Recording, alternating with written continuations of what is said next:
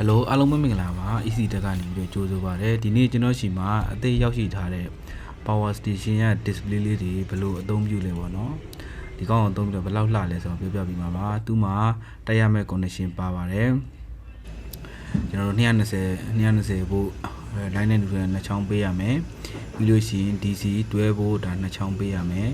ပေါင်းနဲ့နှုတ်ပေးရမယ်အဲ့ဒါပြီးလို့ရှိရင်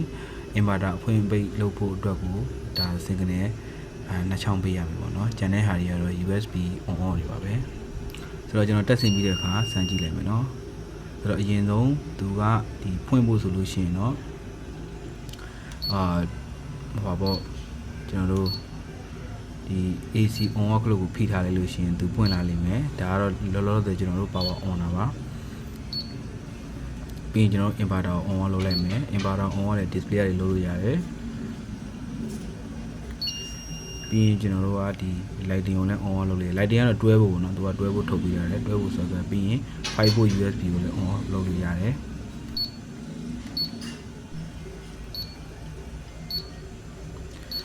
ပြီးရင်ဒီကျွန်တော်ဒီ display လေးကိုဒီတိုင်းကြည့်ရတာတိတ်အဆင်ပြေလို့ဆိုပြီးတော့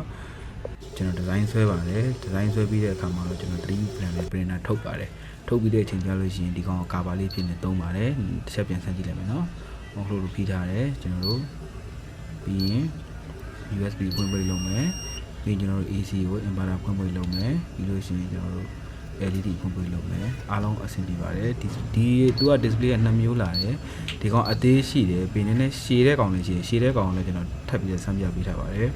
ဒီ display ကအရန်ရှားပါတယ်ရှားတဲ့အခါကျွန်တော်ရောက်တဲ့အခါမှာကျွန်တော်ကိုယ်တိုင်လည်းကလေးကြီးသိနေမလို့ဒါလုပ်ထားတာပဲဖြစ်ပါတယ်ဒါဆိုတော့အရှည်ပေါ့နော်အရှည် design လေးကျွန်တော်ဖွင့်ပြမယ်နော်โอเคဒီကောင်ကတော့မစိုးဒီကောင်လေးကပိုလှတယ်